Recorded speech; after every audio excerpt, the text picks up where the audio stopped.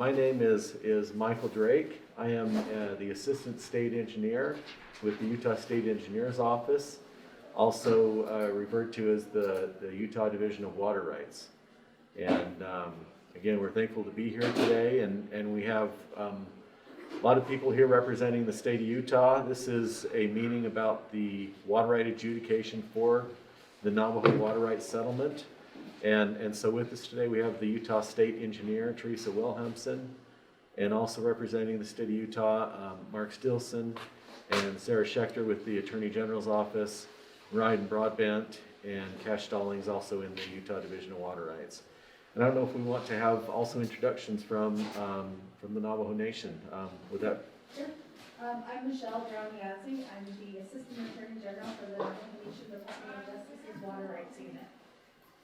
Good morning, I'm Jolyn Ashley. I'm the chair for the Navajo Nation Water Rights Commission. I represent Western Agency Commissioner position.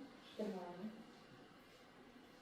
Yate Bennett, Shay Robert Kurt Ainsley, couldn't be the Ainsley.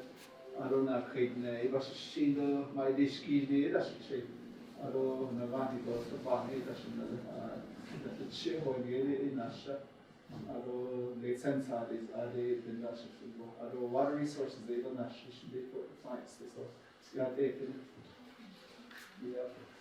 Good morning, I'm Stephanie Holly, and I work for the Navajo Utah Commission, and we have an office down in Aneth, Utah, and we're a staff for the 7 Utah chapters. And Adoshe Etorishki, and Lindo, and Alkaiden, and Washishchin, Kapon, Haydashin, Nadido, Ashin, Haydashin. Yate, Shay, Curtis Yanito, Shiado, Ashi. Instead of Portuguese, Masino, and instead of Chico, and I started talking about some. I'm with Utah Navajo Development Council. I'm the CEO, and I'm also with Mixing Water Chapter. I'm the chapter president, and thanks for welcoming me here.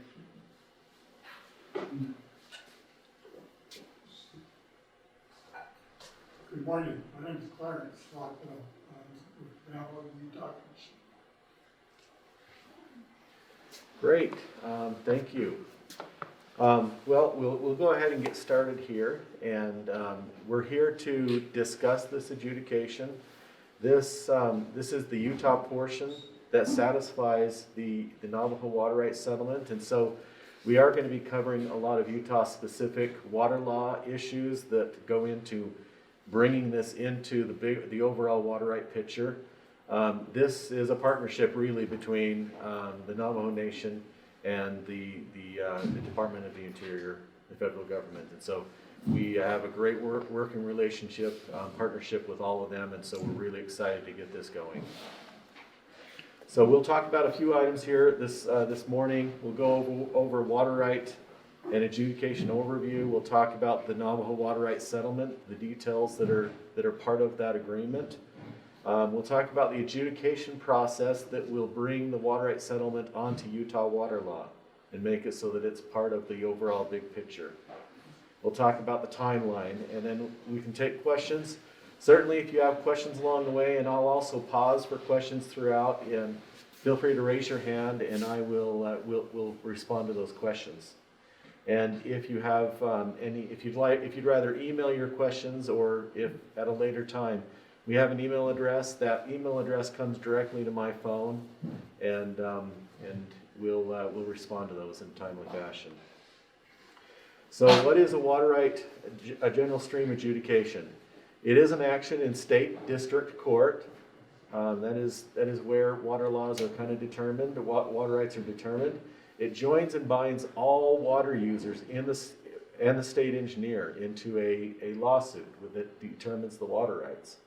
It's all governed by Title 73, Chapter 4 of Utah water law, and we determine the extent of all the water rights in this adjudication. So what is a water right? A water right is the right to divert and beneficially use water for a purpose. And It's defined by a few different details, like the nature of use, what you're using your water right for, and the priority date, when that water right was first placed to use, and the quantity of water. This is typically expressed in either flow rate, cubic feet per second, or a volumetric measure called acre feet. And then we also, the point of diversion defines a water right. And then finally, where you're using the water defines a water right as well, the place of use. Some typical examples that you might see is, for example, maybe a well, or perhaps maybe a diversion off of an irrigation ditch or something like that. So let's talk real quickly about why we conduct general adjudications.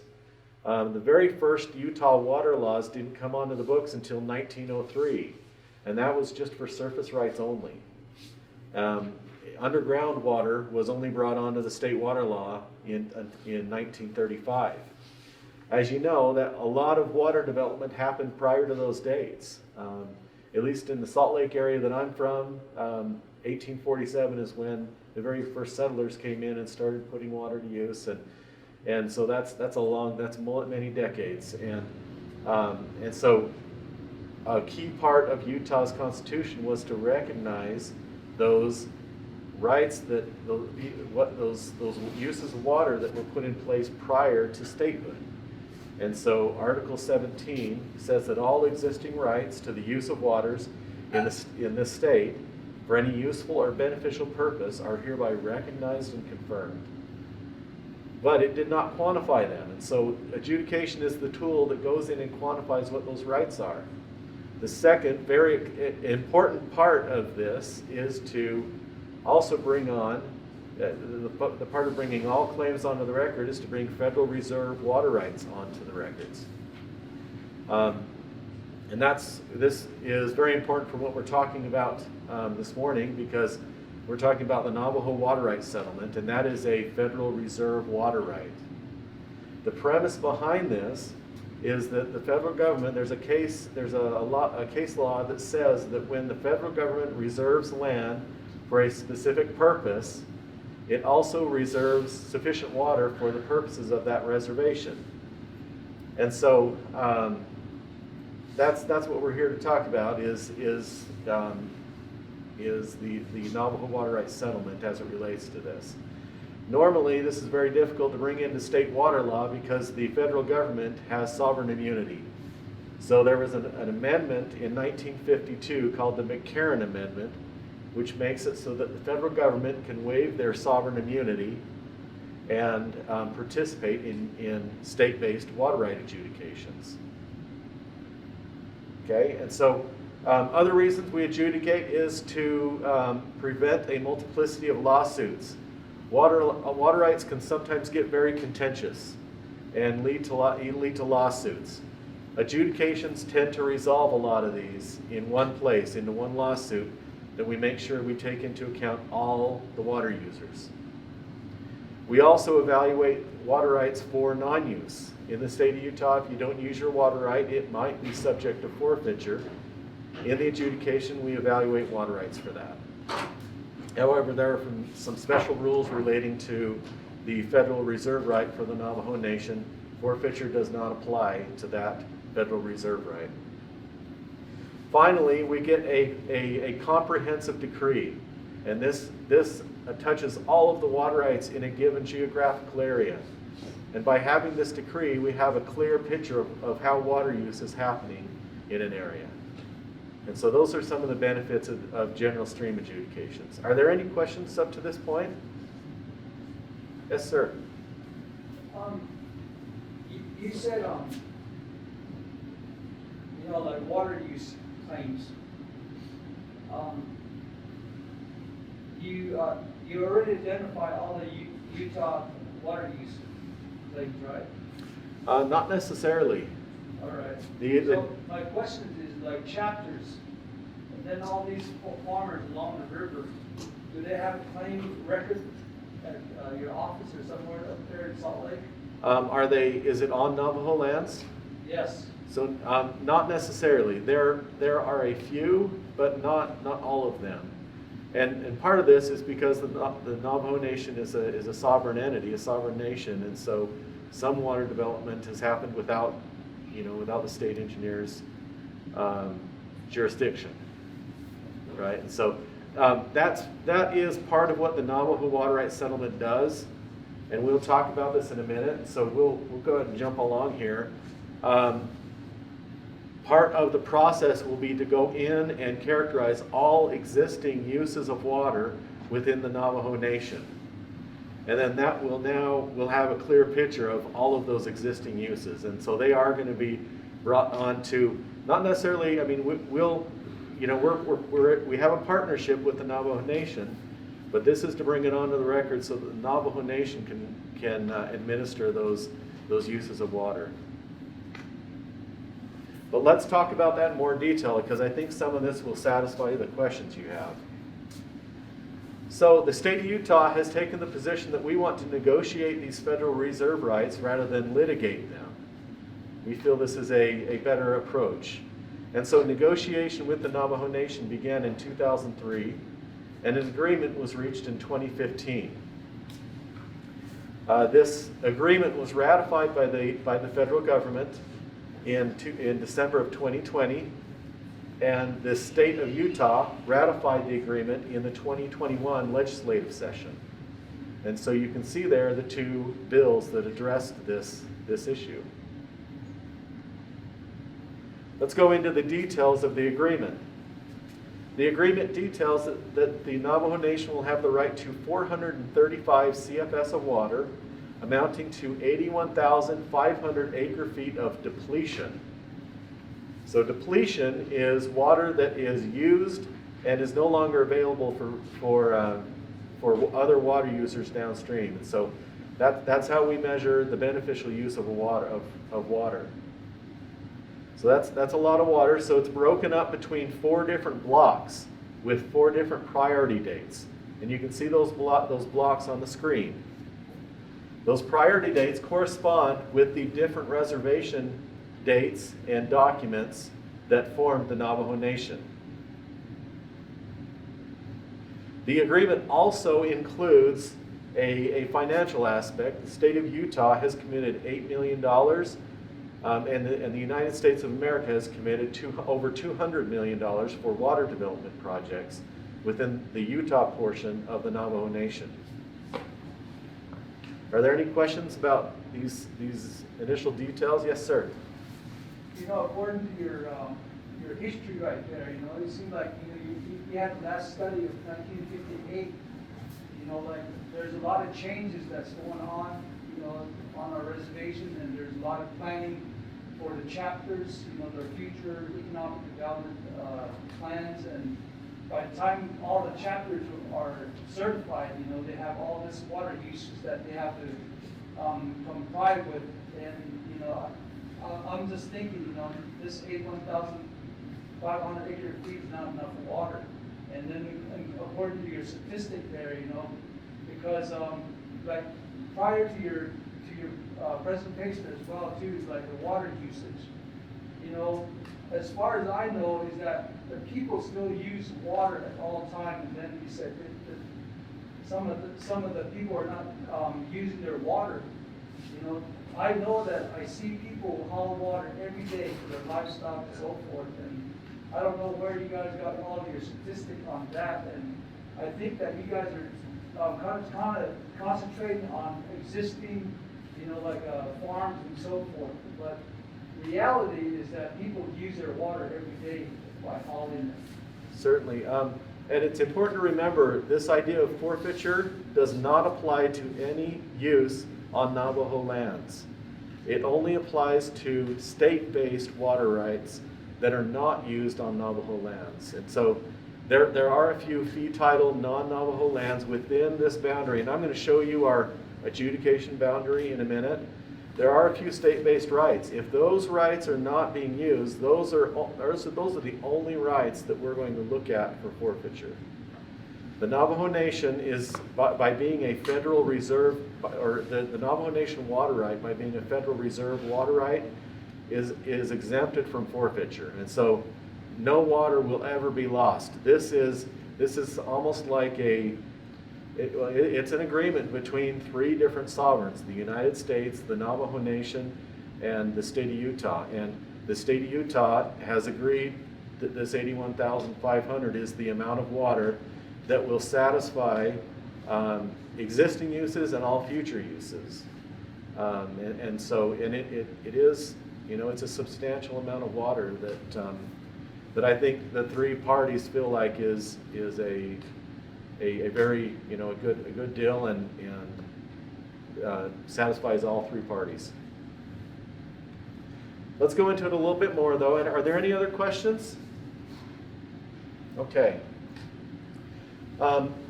Yes, sir. I have a quick question. You made a remark about any state water rights that are in Navajo that are being appointed diversion on Navajo. If they're not being utilized, those are subject to forfeiture? So, Or would that be something else that's part of the settlement that says those become Navajo Nation? So, yeah, what the agreement says, so maybe I'll separate that into two pieces. So there are cases of uses of water that are being, uses of water on Navajo lands that are happening under a state-based right. And so those water rights would be characterized as part of the 81,500 acre feet. However, there's also non-Navajo lands within this boundary that I'll show you in a minute that are under state-based rights.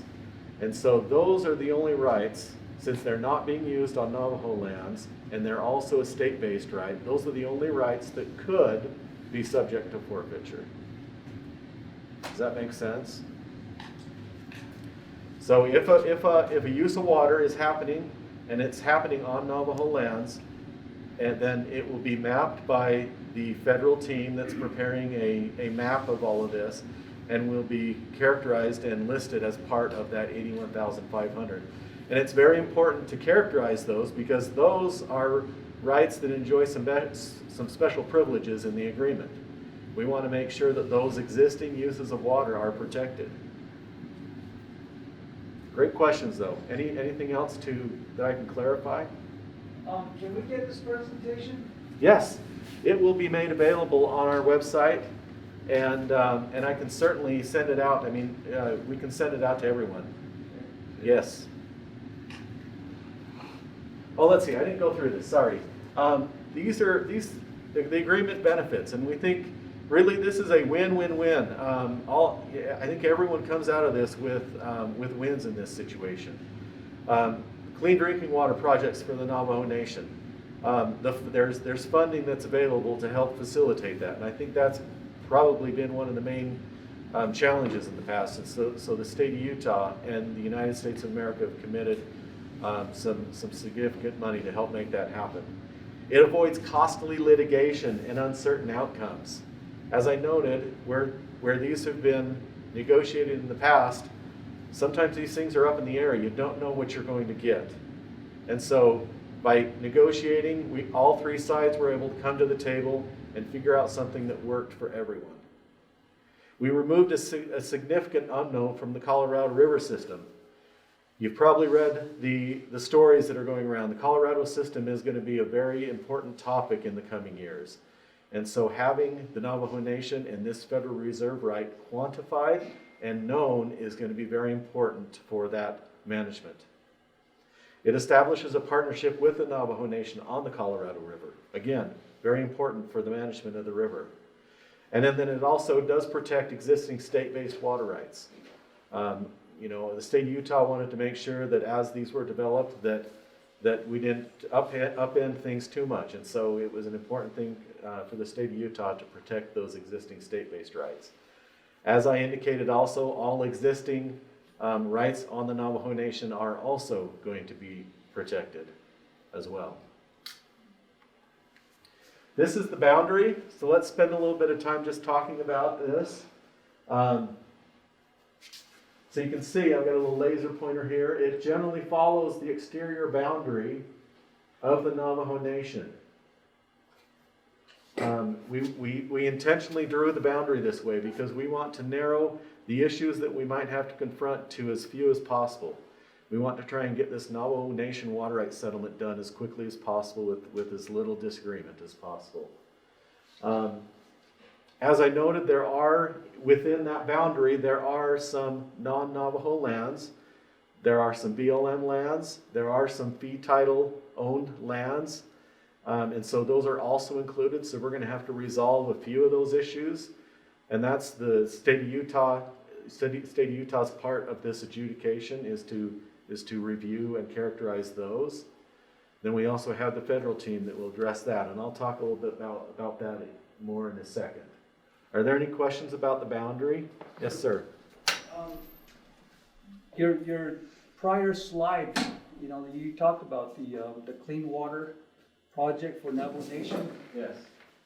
To resolve that, we need a major water filtration that'll solve all that clean water projects for all chapters and all the claimees.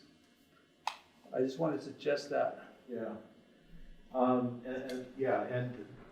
I think the good thing about this, that ultimately defining those projects is going to be the role of the Navajo Nation in this. And I know we've had discussions, and I think you and I were both in the meeting last summer where there's a lot of thinking going into this. And so I know the ball is starting to get rolling on this, and with the funding in place, that's going to happen. And this adjudication is the piece that has to roll forward to open the door for that funding to be released. And so that's why Teresa, the state engineer, has made it one of her major accomplishments that she wants to complete in her time is to get this done. Also, you mentioned the fundings that's going to take place for these projects. With Navajo, they have $210 million for this projects here. But lately, I heard that they're going to use other fundings. That would be kind of like a rainy day fund for that. And here I'm thinking about this water filtration, because this water filtration is pretty expensive. They're like $60,000 per filtration. So like every time I see that $210 million from the Navajo Nation, that's not even enough. So with all this facility that I'm looking at, with all the 7 chapters that ask for a water filtration, they'll run up to like $460 million. And so, because we only got one-shot deal at this water rights deal, because we need the fresh water. And I have a question on that, and if we have some money like that, and I don't know where that we can come up with that kind of money. And I think there's other sources of funding that are being contemplated right now, right? Is that something that you, Jolyn, or someone would like to comment on? Yeah, yeah, there's other funding in here as well too. Part of it is, part of this settlement. I forgot that, so part of it was funding. We put all of the SDS projects in there too as part of the overall 210 million. But since it's going to be taken care of out of the new ARPA IHS funding, that's going to free up a lot of this money. The ARPA money is going to free up a lot of the settlement money, so they could be used more in the sense for the water filtration by Aneth at water quality. I know I think there's a lot of thought going into how to get cleaner water here, not just here, but all across this Utah Strip. Yes. So there's a lot of things that are going to happen on the project side. So we're going to probably have to go. That's the next thing that we're going to be tackling again. Right. A lot of these things, settlement, even 2016, but there's a lot of things that have happened since then. All right.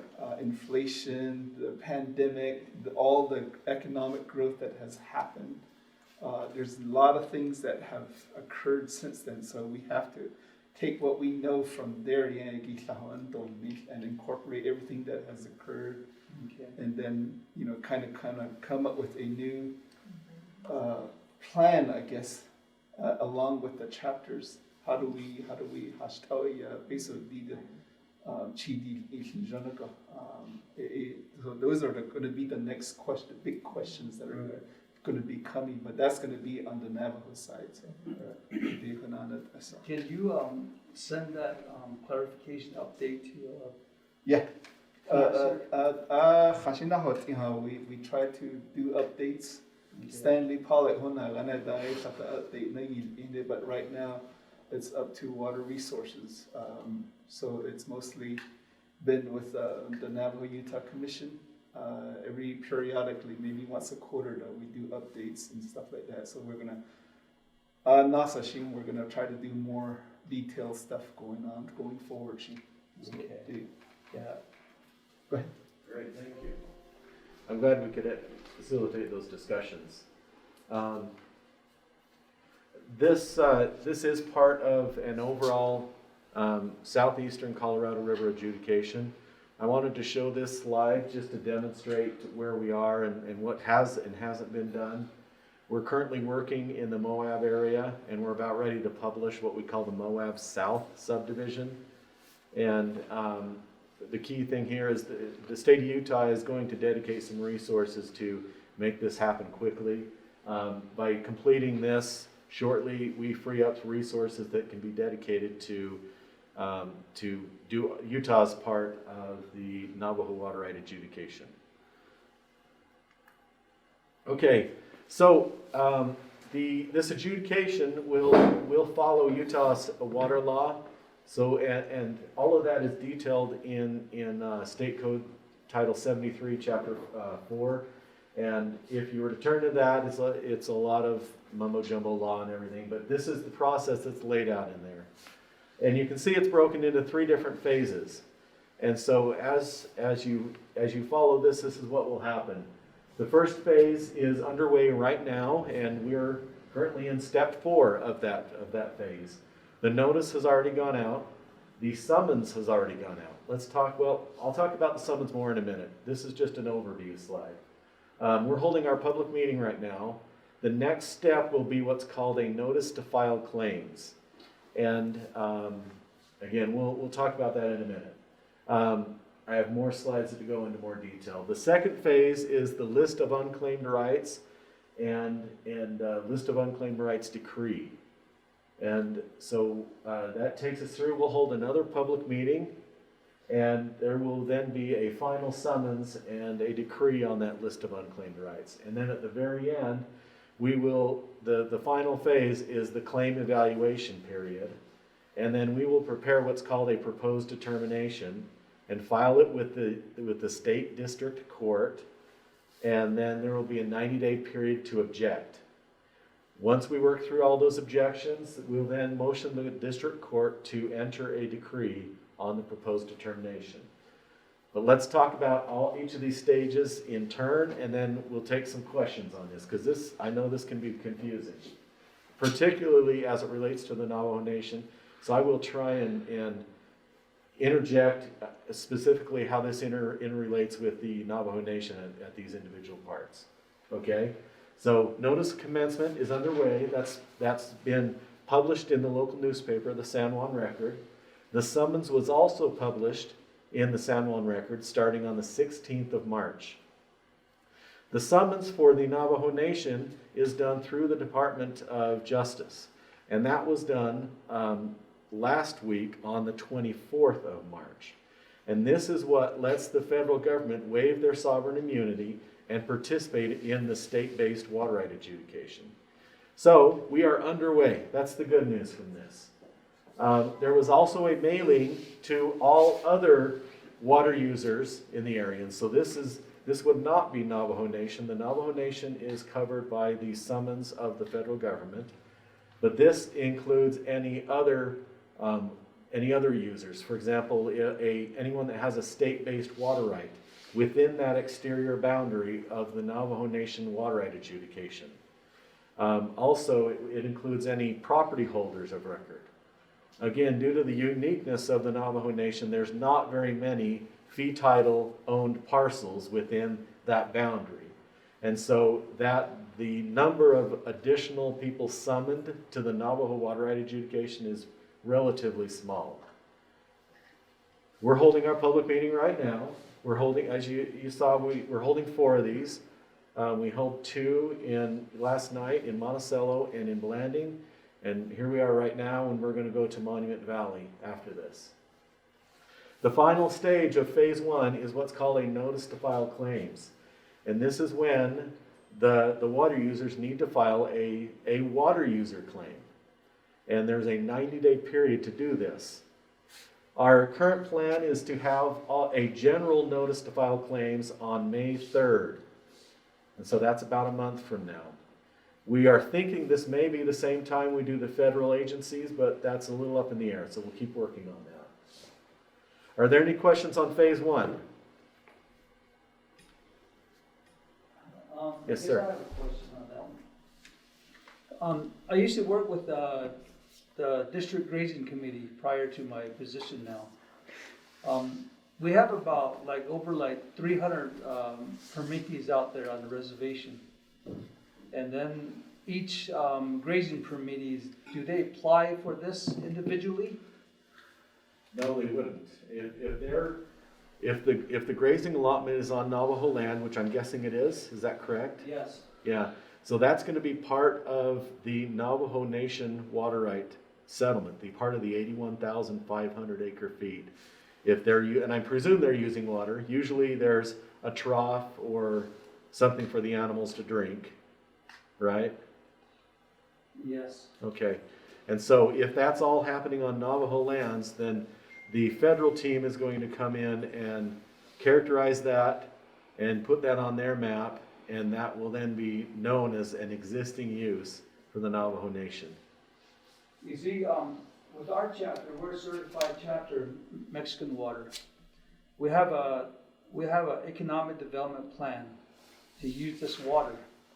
And then a lot of this water is going to be used towards irrigation, watering the permittees fields and so forth, and planting some alfalfa and feeds like that, crops and so forth. And so, that's why I have a question, because individually, I'm thinking that these permittees should have a water rights claim to these waters here, and the same with the land use permits. Those are the farmers along the river. Yeah, and the idea in place here is that we're going to characterize the existing uses, and then the expansion and further development of this reserve water right will be through the Navajo Nation. There is a reporting feature in the agreement to the state engineer's office, the Utah State Engineer's Office, but ultimately defining all of that is up to the Navajo Nation to determine. And so in the present process, we're going to map them and define them, but the further development is in the hands of the Navajo Nation. Any other questions? Okay. This is a water user claim. When it comes time to do the notice to file claims, we'll send, if it happens to be a state-based water right, we're going to send a water user claim, a partially completed water user claim to those people. And they may only need to sign it and return it to our office or to the district court. Water user claims are only required on what are termed perfected water rights. And that is a water right with a certificate, a decreed right, or a diligence right. And I guess this would also include a claim will ultimately be required of through the federal government of the Navajo Nation water right. And that we're working very closely with our implementation team to make sure that we're ready to do that. Certainly, and maybe to address some of your questions, there is absolutely no harm done if someone wants to submit a claim, even if it's from a source on Navajo lands. and for a use on Navajo lands. We will figure it out. We have a very good working relationship with the Department of the Interior and with the Navajo Nation. And if we ultimately find out that it's a Navajo use entirely, then we will place it in that bucket of water rights, and that's where it will be recognized in the adjudication.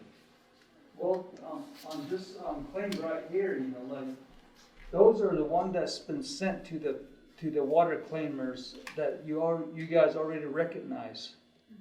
And so my question is, you know, like, a lot of these farmers and individual farmers and ranchers and permittees, my question is, can they file this, you know, as a new recipients? They could. Yeah, that would be fine. But like I say, if the use is found to be on Navajo lands for a Navajo use, then it will be kind of directed towards this Navajo water right settlement allotment, basically. Yeah. The 81,500 acre feet of water. Now, those existing uses are given a preeminent spot in that reserve right. Right. The objective is to protect all existing uses of water. And so they will be given a preeminent spot in that agreement. So, as my chapter, Mexican water, I can file this? You could, but we're working with the federal team to make sure that all existing uses in the Utah portion of the Navajo Nation are characterized. They're going to be out this summer and into the fall, walking all over everywhere, identifying every existing use of water. They have a firm that's been hired to do this specifically. Yes, Mr. Kirk. This water train. One of the things that's going to happen is a hydrographic survey report, which is part of this whole process, and that's where some of these summons, it's being sent to the part of our reservation where they have trading posts, where they have private fee lands, private lands, auto BLM lands, auto Tenegia. Right. That's within the Navajo part of the reservation. So ADG summons each they're going to be filing claims on their own behalf, or on behalf of BLM or whatever. On the Navajo side, we're going to have a HSR, Hydrographic Survey Report. Basically what that means is that's an inventory of all historical use, existing use, So part of this settlement, they hired a firm, Keller Blissner Engineering, they're going to be going around the 7 chapters in Utah, and they're going to be documenting every well, every spring, every impoundment out of If people are diverting water, they're going to try to document how much is being diverted, when it was started, all of those things. The industrial uses, the commercial uses, the A2A uses, it's going to be documented. Right. And that's going to be the claim on the Navajo Nation side. Right. So since it's on Navajo Nation lands, the federal government has to have so that's because it's a federal reserve water right. It's different than the state water right. So one of the things we have to do is go to every chapter and document all of these wells, all the water uses. Right. So that's going to happen over the next year. Year or two, So that's going to happen. So. Well, I guess my question on that one is like, as a certified chapter, we're working towards the Business Lease Administration. Mm-hmm. See, what that'll do is that we want to start claiming all the land that's within the chapter. And then when that happens, these kind of water rights and so forth, the chapters will be the one be responsible in claiming. What will happen to those? The nation has Title II in a Navajo Nation Water Code, Okay. which basically spells out, it's kind of like the state water code. It works the same way since we say we're a sovereign nation. So the Navajo Nation does have a water code.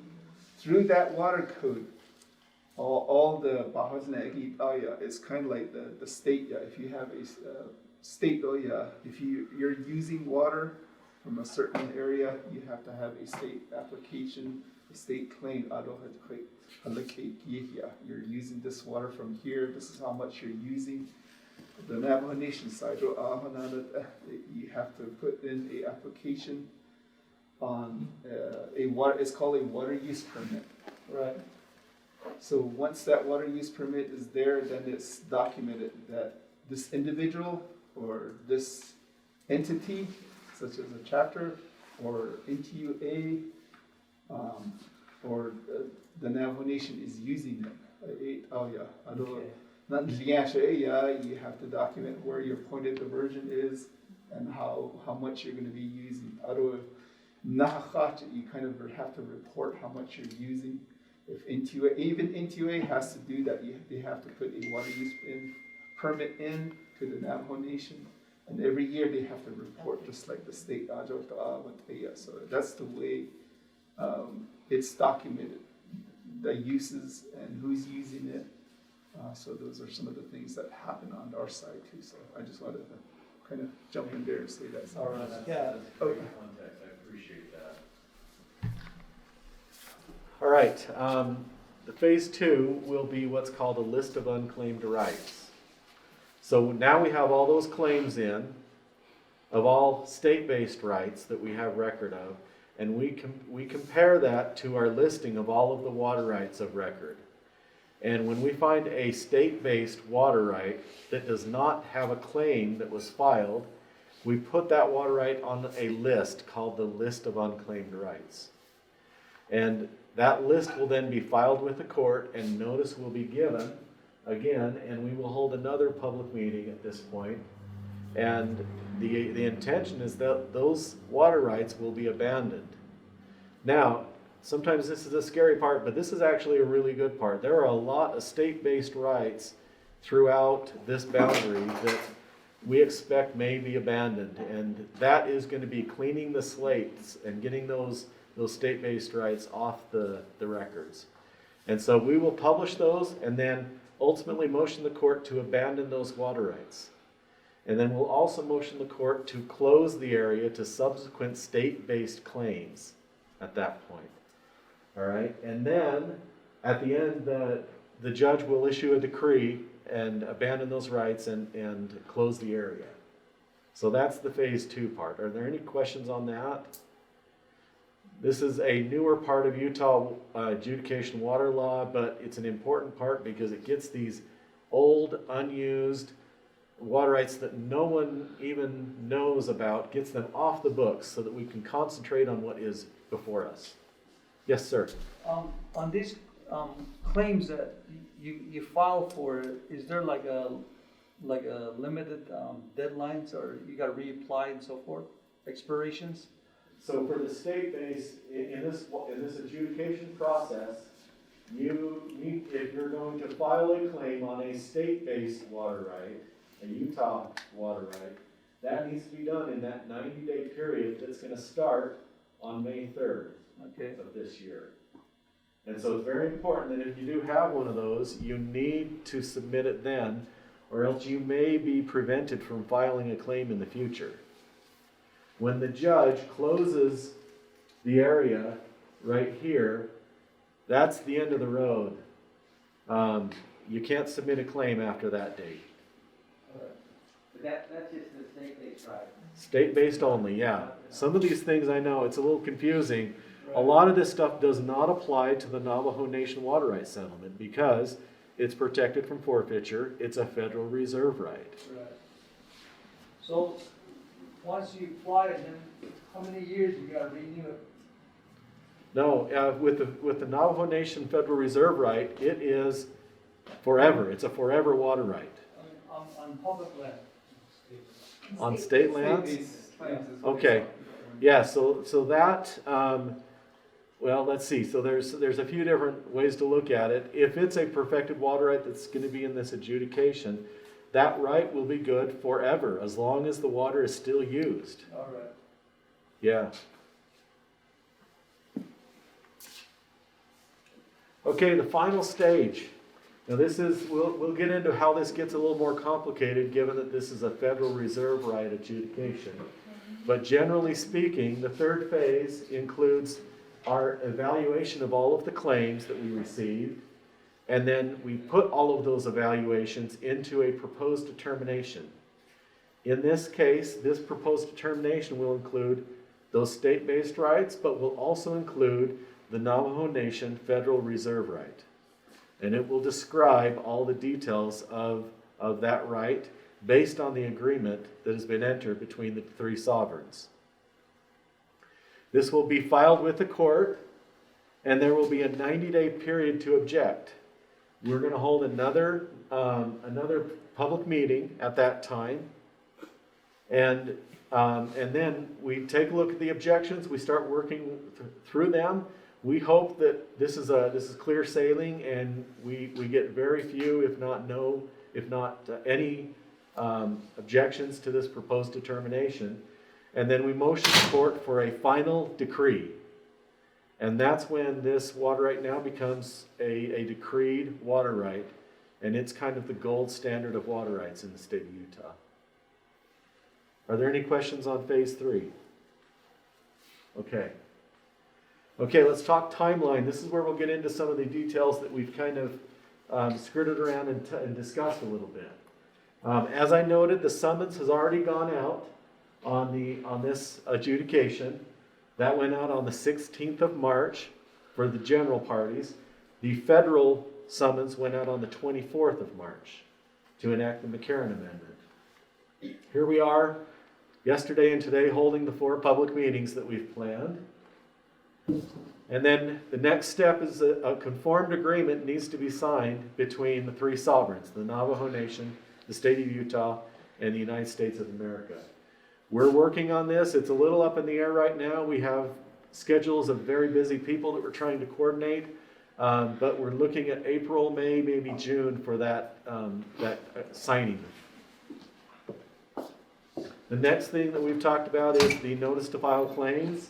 We're expecting the general notice to happen on May 3rd of 2022. And we'll work on the federal agencies. The next big step, and this is where you'll see a lot of action this year, is the claim evaluation period. The state of Utah is going to come in and evaluate the state-based water rights. Simultaneously, the federal team is going to prepare a hydrographic survey map. And that's this firm, Keller Blisner, that's been contracted by the federal government to come out and prepare this hydrographic survey map. And so that's going to happen this year and next year in preparation for the proposed determination in 2023. Oh, and I forget here. All right, and so we're projecting that the proposed determination will be published by December 2023. We're hoping we can move quicker. It's our objective to move quicker if we can. It's a lot of work, and so we've allowed sufficient time for that to happen if need be. But we're working very hard, and Teresa Wilhelmsen is committed to get this done as soon as possible. And then finally, once that's done and we've resolved objections, we are able to get the interlocutory decree. And that's the important part where it fully enters into Utah water law and is a known piece in the puzzle. Okay, so I tried to anticipate a few questions, and so we'll go through these. Hopefully they prompt a little bit more thinking and maybe some more questions which we'd love to answer.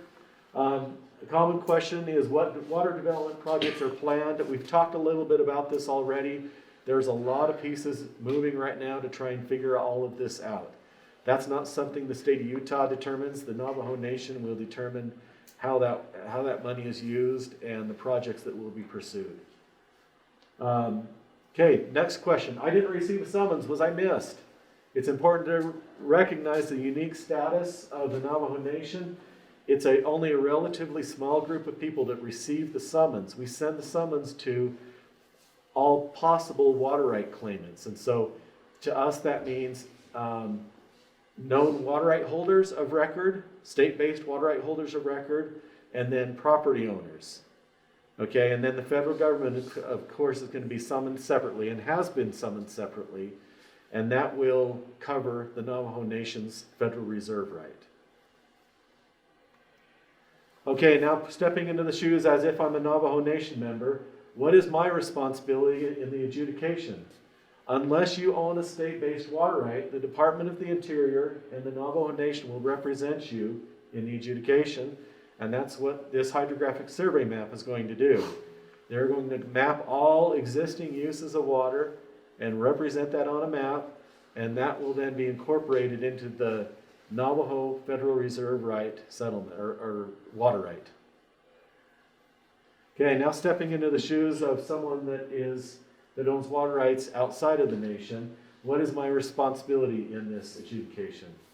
Unless you own a state-based right within the adjudication boundary that we talked about previously, you do not need to file a water user claim at this time. If you remember, I showed a map that showed the entire Southeastern Colorado River adjudication. We will at some point adjudicate the rest of those areas, but that's not right now. And so we're focused entirely on this Navajo water rights settlement adjudication right now. Okay, so I own a water right outside of the Navajo Nation adjudication boundary. What should I do to prepare? Certainly if the water rights are not being used completely or only partially used, definitely return those to use, because that's something we do look at for state-based rights only. And a very important aspect of any state-based water right is to maintain ownership or title of the water right and maintain a valid address. That way we can contact you when we begin to adjudicate in those other areas. And then will I lose my water right? Well, if you are on Navajo lands, Navajo Nation water rights are not subject to forfeiture, being a federal reserve right. And so you cannot lose your water rights. Only water rights within the adjudication boundary are being adjudicated, so we're not looking outside of there. So hopefully that answers a few of those questions. We'll pause here. This is my contact information up at the top, Michael Drake. I'm the Assistant State Engineer and I manage the adjudication section. I also have Mark Stilson's contact information. He's the region engineer that manages this area and is more familiar with some of the details of this area. Also was going to join me, but Nick Yider, he'll be also working on this. He was unable to make this trip, but he'll be participating. And again, that email address is directed to my phone. I get that immediately, and so if you have questions that you want to pose to me, that's one of the best ways to contact me. Are there any questions? Yeah. Last question. Like I said, I'm with Mexican Water Chapter. We have Utah and Arizona border. With all this development that we're planning, it has to cross to Arizona sometimes. And so on the Arizona side, we're just waiting for their water rights settlement. And so in our plan, we need to can we extend this water that way? When the Arizona water claim has been settled. Yeah. That was my question. If water from Utah is taken into Arizona, then it needs to be accounted for as part of Arizona's portion of the Colorado River Compact. So that complicates things. Right. It definitely is an unfortunate and complicating factor that the Navajo Nation sits in 3 different states, and that definitely makes it difficult. The state of Utah can only negotiate on behalf of the state of Utah, obviously. And so we've been only able to establish an agreement that covers uses of water within the Navajo Nation, within the Utah portion of the Navajo Nation. And so something like that could be worked out, but would be very complex and probably not something that would be worth it. Well, I think Arizona's already working on Yeah, they are. it. So it can happen, but Arizona has to just finish their part of that. You know, the way I look at it is that I look at it as a sovereign nation. You know, we're a nation, and so that the boundary doesn't complicate things. That's how I'm seeing it.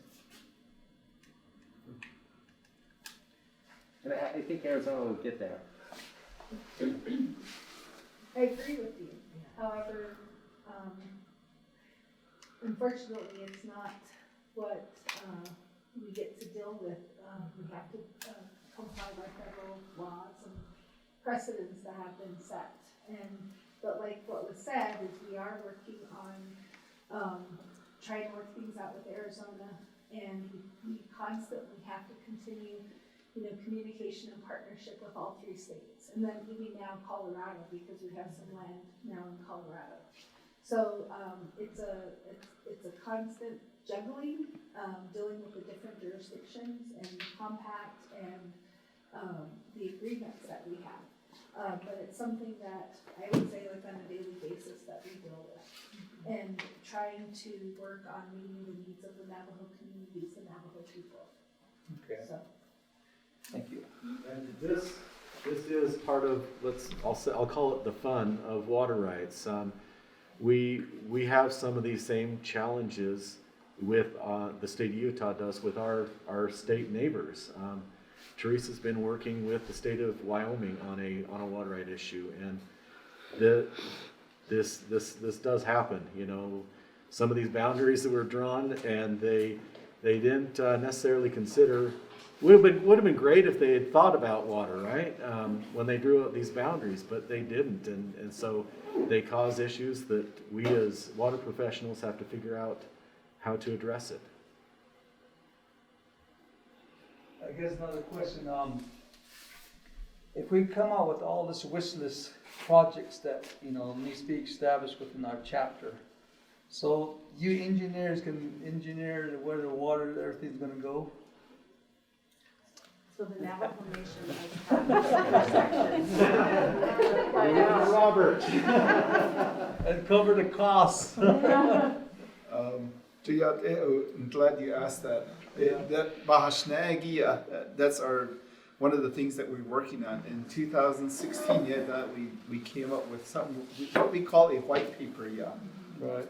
And this was kind of laying out what you were talking about. These are the projects. These are the big projects. Yes. These are the smaller, medium-sized projects. These are the small projects. That's how these are the domestic projects. These are the ag projects. These are the industrial, commercial projects. So one of the things that we looked at was the CLUPSIs. Right. So this is where the chapter's CLUPSI reports really makes a difference,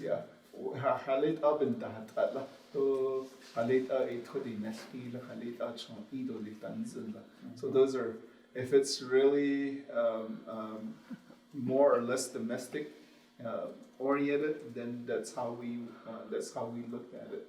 But we also look at it in terms of the public water systems, like in Aneth, the public water system, the NQA water, and you know how it is. We all know how it is. You have the oil sheen. You all see that. You have the smell of petroleum on them. Yeah. You can't use the laundry for it. You can't drink it. But it still passes primary drinking water standard. That's the main thing. So, but that's not the. How do we mitigate that? So that was the other thing that we looked at as well too. So we're just kind of we're going to relook at that again, and that's where a good thing that's going to happen is that we're going to have to make sure that we go to all the chapters and say each type of plans, what are their plans? Is it going to be a Walmart? Is it going to be ag? Is it gonna be, what is it gonna be? And how much we have to determine how much water that's gonna use, so. We're gonna have to relook at all of these projects and say, is that gonna fit? Or do we have to do something more? Or is our priority gonna change from domestic to something else? Yeah. So we have to determine that for ourselves, working with you guys. So it's not going to be me from Windrock saying this is the best project for you guys. Right. It's going to be you guys saying this is the best project for Right. you guys. You know. So See, that's where we look at it and stuff like See, the that. reason why I'm asked this question is because, you need a master plan for investors to invest in these, Yeah. wish lists. Yeah. And so, I wanted to have a really good, water rights, chapter project meeting, but it's been delayed and it's been canceled 3 times within Yeah. our, Utah Navajo Commission meeting. And in there, I like to see all 7 chapters have a master plan, in place with this water rights settlement. That way, a lot of these chapters are not certified, so I don't like to see them get left out. And that's why I'm asking the question for engineering and the cost on it, and I hope the state of Utah pays for all that engineering master plan. Because we only got one shot deal at this, and so we gotta make this thing right.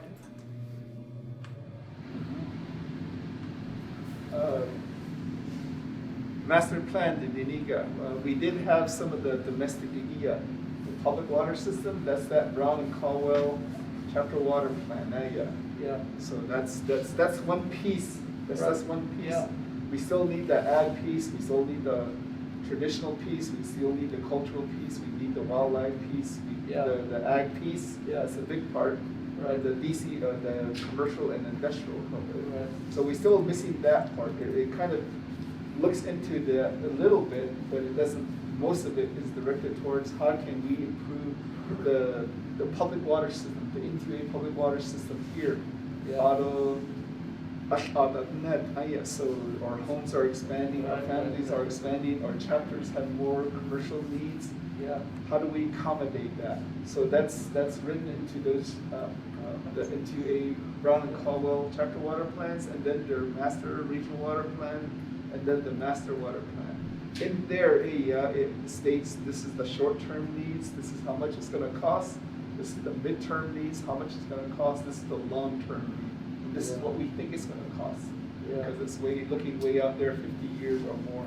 So those are just some of the beginning steps. But we have quite a long ways to go, so David. So you need to consider my private swimming pool. Yes. You see it like that, like all those things that's what I'm concerned about. Because, like in this settlement, it says, marketing water. So, I like to see every chapter, selling water bottles. Well, that's what we need, because they'll be like self-sustainable in case, some pandemic happens again in the future. So, because of that, looking at all that, and then all the tourists that comes in and drinking water and so forth, with that, that's why I was saying, that 81,500 feet of water is not even enough. That was my question. I want to see how this thing goes, because once you get that master plan going, that water, I know it's going to be less. Because like you said, you're talking about the irrigation part is not even designed in there with the business plan. And I seen it. All I seen was that IHS water projects. That's the main the insertion that's going on with the water rights. So yeah, thank you for that information. Thank you. Any other questions? Okay. Well, we'll go ahead and stop recording, and we very much appreciate you hosting us this morning. We're thankful for that, and especially in these times where we still have restrictions and whatnot, but we're thankful for that. And again, please email me if you have questions, and we'll continue working. Thank you.